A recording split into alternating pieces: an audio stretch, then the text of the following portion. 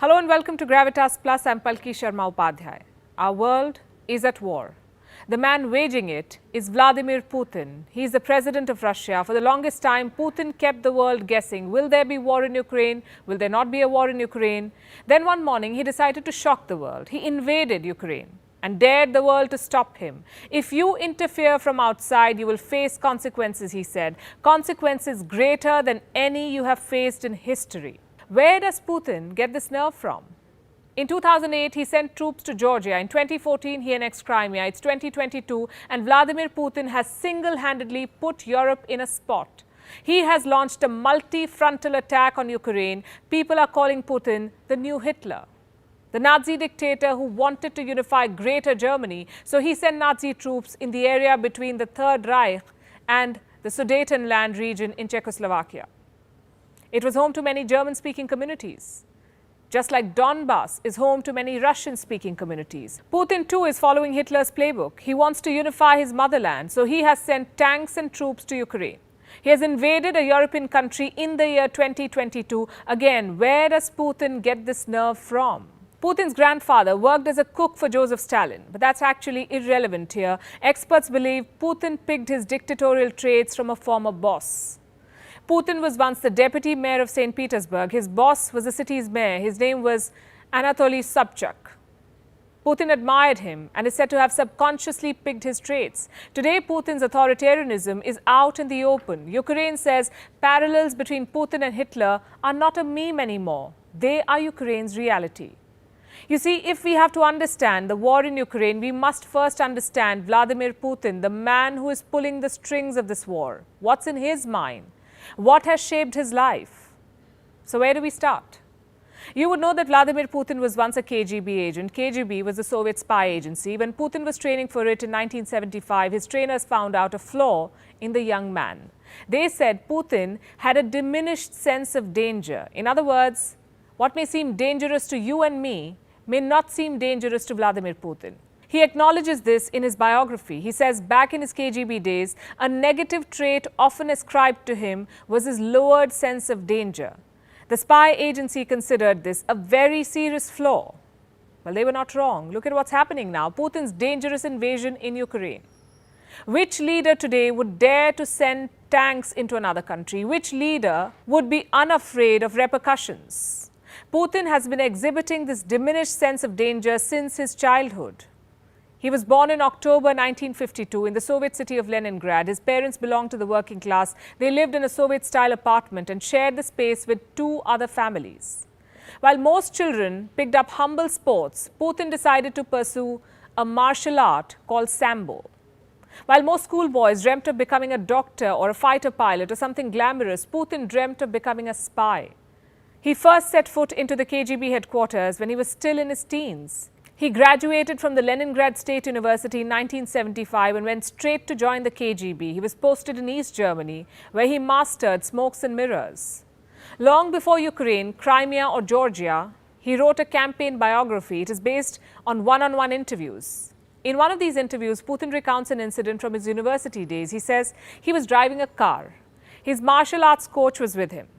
They were on a road outside Leningrad when Putin saw a farm truck passing them. He tried to grab a piece of hay through the car window. Next thing you know, he has nearly lost control of the car. The coach is scared and furious. He turns to Putin and says, "You take risks." Putin replies, "I thought the hay smelled good." Which person looking to lead a country would tell such a story to his voters? Like he's James Bond or something, chasing death casually and bragging about it. Which leader would project himself as impulsive? This book I'm talking about was published in the year 2000, the year Vladimir Putin became the president of Russia for the first time. Things had changed rapidly for him since the collapse of the Soviet Union. In 1991, Putin became the deputy mayor of St. Petersburg. In 1997, the deputy chief of the presidential staff. A year later, the head of the FSB, the new spy agency, the successor of the KGB. Putin was heading it. In 1999, he became one of Russia's first deputy prime ministers, then prime minister, and then president. His career soared as Russia's reputation tanked. Boris Yeltsin, Russia's first president, was corrupt, drunk, and a laughingstock. Plus, Yeltsin was too close to the West for Putin's taste. You see, while the Cold War was over, its legacy remained, and Putin, a former Soviet spy, could never really get himself to trust the West. He could not ignore the fact that the NATO was growing, that all of these countries had become a part of this alliance. Even back in 1999, Putin feared that NATO would expand, go on to include ex-Soviet republics, and ultimately surround Russia. He was frustrated that Yeltsin was not doing enough to contain the NATO. Putin dreamt of a Russian state, one that would be independent, influential, and feared.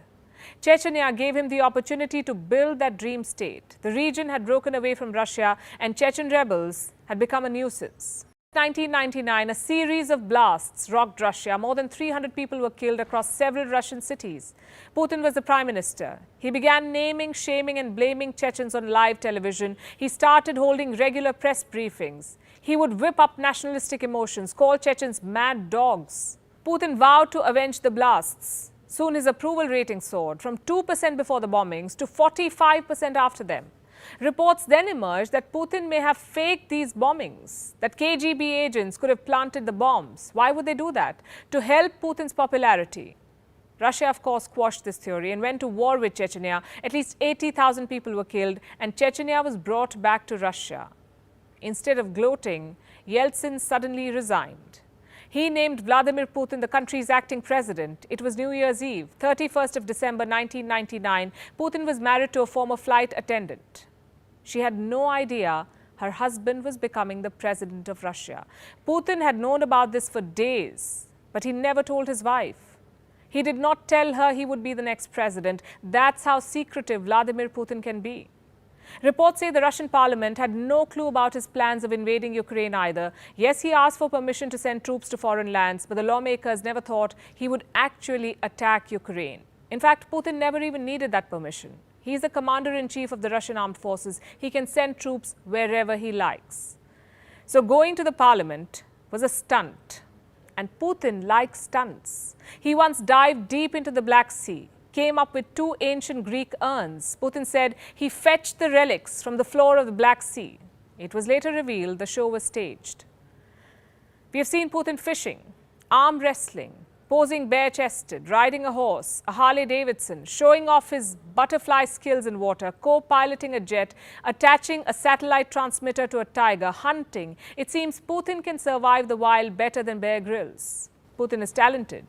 He's tough. He's also the controller of facts and the teller of his own story. Just like his story of Ukraine, one where Russia is the victim.